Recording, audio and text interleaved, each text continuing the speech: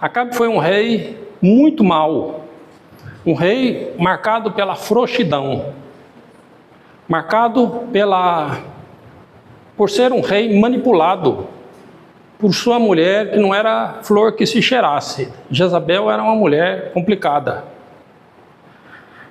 E essa mulher, ela introduziu a adoração a Baal. Essa mulher, ela institui no reino, nos povos ali, nessas tribos, a adoração a Baal, levanta altares, manda Acabe determinar a adoração a Baal, o sacrifício a Baal, e essa nação, ela começa a caminhar em caminhos longe do Senhor, em caminhos diferentes do caminho do Senhor. Já do lado de cá, nós temos Judá, nós temos Josafá, que ficou sendo o rei de Judá, um homem marcado pela piedade. Era um homem bom, um homem que temia o Senhor, um rei que se dobrava diante do Senhor, um rei que proclamava na terra de Judá, a essas duas tribos que ali ficou com ele, proclamava o nome do Senhor, promovia a adoração ao nome do Senhor. Entretanto, esse homem, ele errou grandemente, porque ele faz pacto com Acabe, pacto político.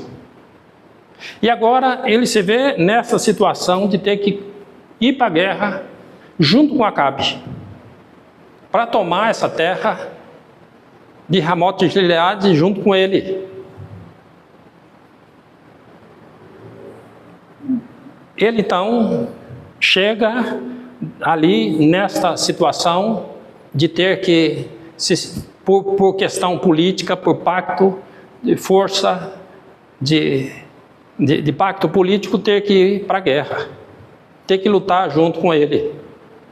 Esse negócio de junção de igreja, deixa eu aproveitar para falar isso aqui, igreja e política, ou igreja com qualquer outra coisa, isso não funciona, isso não dá certo, isso enfraquece a fé, isso deturpa os caminhos do Senhor, isso corrompe a mente das pessoas, corrompe a fé das pessoas.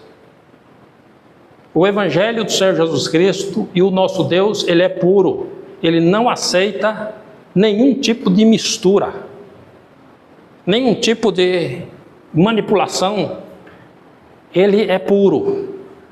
E nesse tempo, então, faz-se esse pacto, e Josafá, como era um homem temente ao Senhor, ele diz, consulta o Senhor, porque havia esse hábito, tudo que ia fazer, eles consultavam o Senhor, eles chegavam diante do Senhor para dizer, nós devemos fazer ou não, nós devemos ir à guerra ou não. Fazia a oferta, o profeta proferia a palavra, vai, que o Senhor será contigo, a vitória vai ser dada, você prevalecerá diante dos seus inimigos, os seus inimigos cairão diante de ti, ou então dizia, não vai, porque você vai cair diante dos seus inimigos, e assim eles obedeciam, eles iam, ou eles não iam. Quando Josafá chega aqui no versículo 5, disse mais Josafá ao rei de Israel, consulta, porém, primeiro hoje a palavra do Senhor. Vamos consultar a palavra do Senhor. Hoje, quando eu digo assim, vamos consultar a palavra do Senhor, o que vem na nossa mente? Abrir a Bíblia. Porque tendo Deus outrora falado muitas vezes, de muitas maneiras aos pais pelos profetas, hoje nos fala pelo Filho. É por Jesus Cristo, o Verbo encarnado. Hoje nós temos a palavra de Deus aqui, nas Escrituras. Hoje nós não precisamos de um profeta vir para falar da parte de Deus. Hoje nós temos a palavra de Deus aqui, na nossa mão. É aqui que nós ouvimos ao Senhor. É pelas Escrituras que Deus fala conosco. É pelas Escrituras que Deus nos instrui. Não precisa vir um profeta que sonhou alguma coisa vir falar para a gente o que é que tem que ser feito. Não precisa. Acabe então manda chamar 400 profetas. Pensa, meus irmãos, 400 profetas. E eles se assentam ali, em vestes reais, e os profetas começam a profetizar, e essas profecias eram coisa boa. Vamos um pouquinho, verso 6. Então o rei de Israel ajuntou os profetas até quase 400 homens, e disse-lhes: irei à peleja contra Ramote Gileade, ou deixarei de ir? E eles disseram: sobe, porque o Senhor a entregará na mão do rei. Muito bem, então essa era a tônica da fala desses quase, conforme o texto diz, 400 profetas. E eles disseram: vai, 400 homens, dizendo: vai, o Senhor é contigo, vai que você vai vencer, vai que Deus dará os inimigos na sua mão, vai. Isso aqui era uma coisa interessante. A gente verifica aqui que nem sempre a voz do povo é a voz de Deus. Porque aqui nós temos esses profetas, que representam uma casta religiosa contaminada. Uma casta religiosa que fala do seu próprio coração, da sua própria mente, que supõe que Deus disse e fala. Qualquer semelhança com o que está acontecendo no nosso tempo hoje é mera coincidência. Porque hoje qual que é a palavra? Deus vai te dar uma bênção. Deus vai te fazer grande. Deus vai te abençoar. Não interessa se a pessoa está vivendo uma vida de pecado, de iniquidade, de transgressão. A profecia sempre é essa. Você vai ser grande. Você vai crescer. A tônica da profecia é a mesma desse tempo. Uma palavra conveniente. Uma palavra que as pessoas gostam de ouvir. Não gosta de ouvir? Quem que não gosta de ouvir? Deus vai prevalecer sobre a sua vida. Deus vai lhe dar a vitória. Essa era a palavra. Mas Josafá conhecia essa música. Josafá, como era um homem temente ao Senhor, ele tinha discernimento. O mesmo discernimento de espírito que a igreja precisa ter. O mesmo discernimento de espírito que hoje o povo de Deus precisa ter. Que o Espírito Santo garante a todos aqueles que chegam diante dele, que o temem, que o adoram, que o louvam e o glorifiquem, que o glorifica. Então Josafá não tem mais nenhum profeta para que nós possamos consultar. E aí nós vamos ler o seguinte aqui no verso 7. Disse, porém, Josafá: não há aqui ainda algum profeta do Senhor ao qual possamos consultar? Verso 8. Então disse o rei de Israel. Não é citado nem o nome dele aqui. Acabe falou então a Josafá: ainda há um homem por quem podemos consultar ao Senhor. Porém eu o aborreço, porque nunca profetiza de mim bem, mas só mal. Este é Micaías, filho de Imlã. E disse Josafá: não fale o rei assim. Ele disse: ainda tem um, chama Micaías. Esse profeta, ele não fala coisa boa de mim. Claro que não vai falar coisa boa do Senhor. Como é que vai falar coisa boa de Acabe? Um homem desse que vivia chafurnado na idolatria. Vivia levando a nação, o povo de Israel, para os caminhos da idolatria, dos sacrifícios a Baal. Como é que Deus vai falar uma coisa boa para um homem desse? Como que Deus vai falar uma coisa boa para um homem desse, também no nosso tempo? Uma pessoa que está na prostituição, está no adultério, está vivendo uma vida na iniquidade, na transgressão. Aí chega dentro de uma igreja, Aí você olha para ele, põe a mão na cabeça e diz: vai nessa tua força que o Senhor é contigo, o Senhor vai te abençoar, meu irmão. Deus vai te dar a vitória. O cara está todo arrebentado, vivendo uma vida de iniquidade, de prostituição, mas essa é a palavra. E a pessoa que está nessa situação, ele não gosta de ouvir Deus falar. Porque Acabe não gostava de ouvir Deus falar com ele. Sempre este profeta fala coisas ruins a meu respeito. Não gosto de ouvir esse profeta por causa disso. Não tem nada de proveito. Porque as pessoas gostam de ouvir palavras que massageiam o seu ego.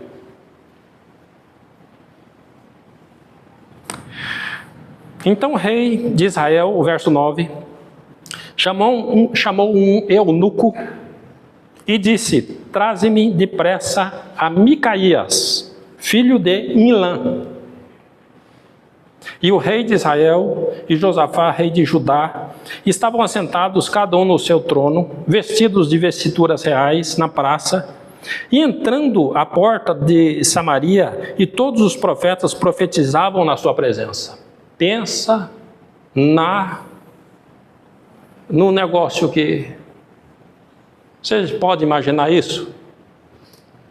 Quase 400 profetas profetizando e o rei ali, os dois reis sentados. Olha que cena! Que cena!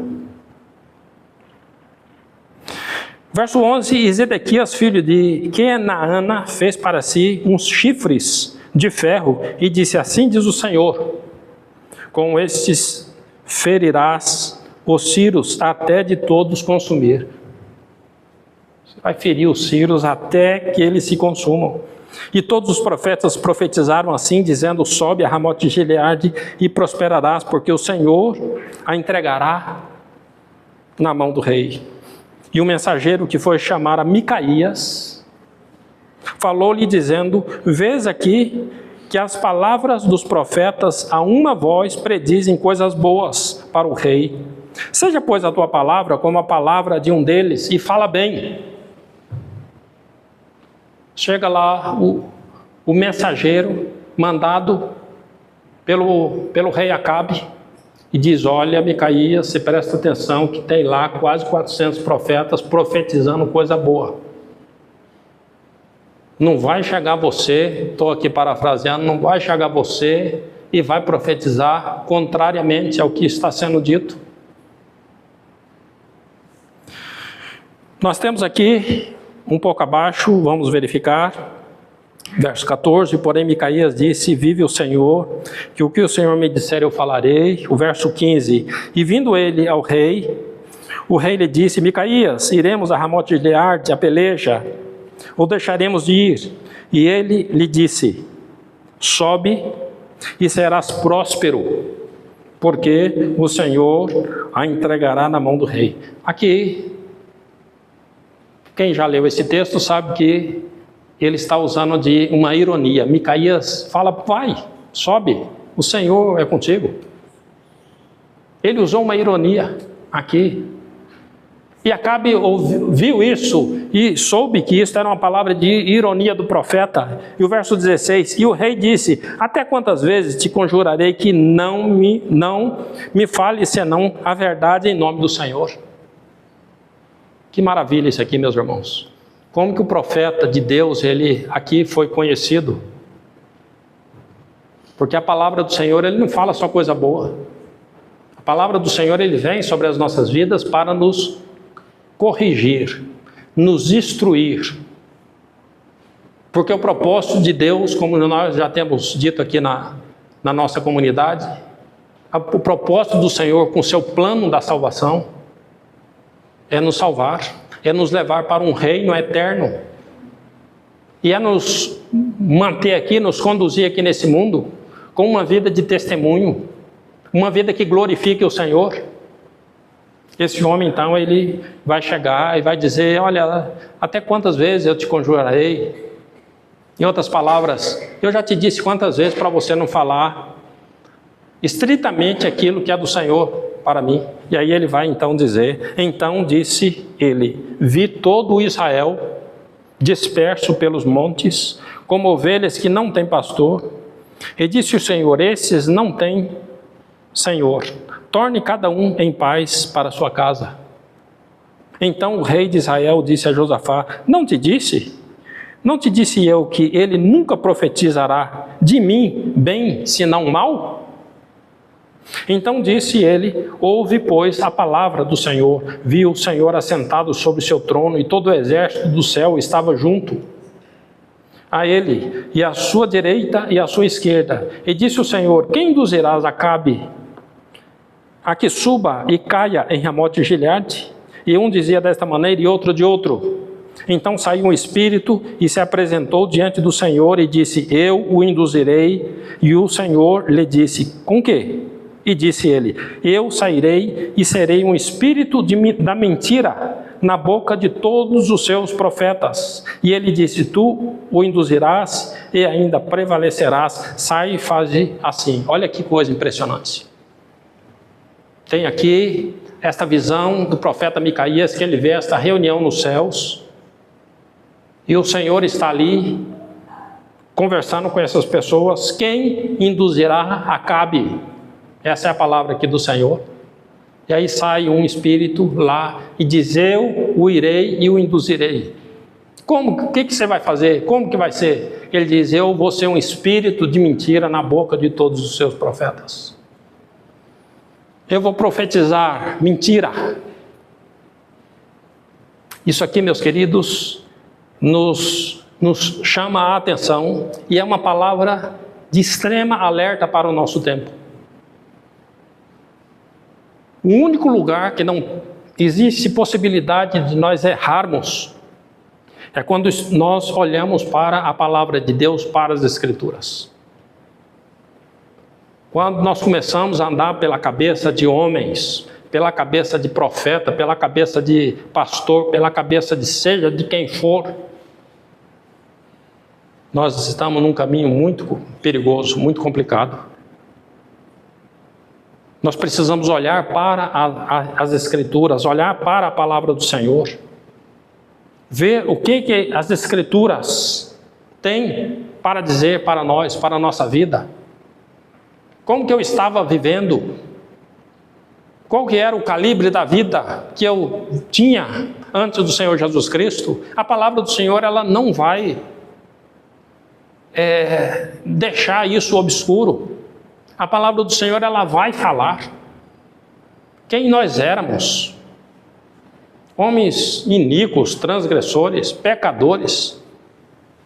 Lá na boca de Isaías: o boi conhece o seu possuidor e o jumento a manjedoura do seu dono, mas Israel não me conhece. Não tem conhecimento, o meu povo não entende. Ai da nação pecadora, do povo carregado de iniquidade, da semente de maligno, dos filhos corruptores. Deixaram o Senhor, o Santo de Israel, e voltaram para trás. A palavra é muito pesada. Uma palavra é muito dura. Isaías no capítulo 1, 3, 4, que nós temos esse texto lá. Ai da nação pecadora, do povo carregado de iniquidade, da semente de malignos, dos filhos corruptores. Deixaram o Senhor, o Santo de Israel, blasfemaram do Santo de Israel e voltaram para trás. É pesada a palavra, meus irmãos, que manifesta o que essa nação representa diante de Deus.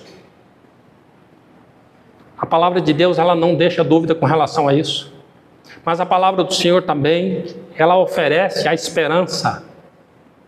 Muito bem, em frente a esta situação, o verso 6 aí desse capítulo de Isaías, ele vai mostrar a situação que nós estamos, ou que nós estávamos. Isaías no capítulo 1, versículo 6. Desde a planta do pé até a cabeça. Planta do pé até a cabeça. Não há nele coisa sã, senão feridas, inchaços, chagas podres, não exprimidas, nem ligadas, nem nenhuma nem outra amolecidas com óleo. Olha que situação desse cidadão. Olha como é que nós éramos. Olha quem que o Senhor Jesus Cristo veio buscar. A palavra de hoje de manhã, a expiação, que precisou ser feita por esse sacerdote, segundo a ordem maior de Melquisedeque. Ele vem para resgatar, ele vem para buscar esse indivíduo nessa situação, uma situação precaríssima. Nós estávamos no fundo do poço, com a barriga para baixo e uma pá cavando. Vou sair daqui cavucando, vou sair daqui cavucando para baixo. Não tinha possibilidade nenhuma. Esse homem com essa estrutura que ele descreve aí é um homem que está totalmente perdido. E nesse contexto ele vem para enviar o Senhor Jesus Cristo. E aí nós não podemos ser manobrados pela astúcia de Satanás que está sendo derramada no nosso tempo. Distrações, manipulações. Hoje nós temos uma ferramenta bem pequena na mão, que é impressionantemente poderosa para construir ou para destruir. Hoje em dia não tem pessoa que não vem mais na igreja, ele pega a internet e fica aí. Acredita em tudo. Tudo que vê. Você tem que se dobrar diante do Senhor, tem que recebê-lo no seu coração, tem que ser modificado, transformado, regenerado pelo poder da graça de Deus. O Senhor não vai levar as pessoas para o céu, porque as pessoas estão aí achando que podem fazer sacrifícios. Misericórdia. Tem uns negócios aí na internet arrepiantes. Gente sacrificando relógio, gente sacrificando tudo. E aí é o cego guiando outro cego, vai cair os dois no buraco. E aí a gente entende por que o cego que está sendo guiado pelo cego cai também no buraco, porque essa palavra me entregou há muito tempo. Por que o cego que está sendo guiado pelo cego da frente cai no buraco também? Ele está lá sendo guiado. Mas aí a gente olha para essas situações e a gente tem clareza nesse entendimento. É porque o cego que está sendo guiado aí no caso dessas pessoas que vão lá para fazer um sacrifício de dinheiro pesado, é que querem dobrar aquilo, triplicar aquele dinheiro na sua vida. É uma barganha que querem fazer com Deus. É uma troca que querem fazer com o Senhor. Pastor, é errado ofertar? Não, meus irmãos, misericórdia. Nós precisamos ofertar, nós precisamos dizimar, nós precisamos ser generosos com a obra do Senhor. Mas não nesse nível de achar que por isso nós vamos herdar o reino do céu. Nós vamos herdar o reino do céu porque Cristo realizou o sacrifício por nós. Nos levou naquela cruz, nós morremos para o pecado, nós morremos para a iniquidade, morremos para o que nós éramos. E quando Cristo ressuscitou dentre os mortos, Ele nos deu uma vida nova, para que hoje eu possa viver uma vida, e a vida de Cristo, debaixo da graça dEle, debaixo da bênção dEle, debaixo dessa obra que foi realizada ali, naquela cruz. Não existe outro sacrifício, meus queridos. Não existe outra forma. A forma é essa. O sacrifício é esse que já foi realizado, irretocável. Sacrifício feito, segundo o livro de Hebreus no capítulo 7, feito de uma vez para sempre. Uma única vez. Não tem retoque nesta obra de Cristo.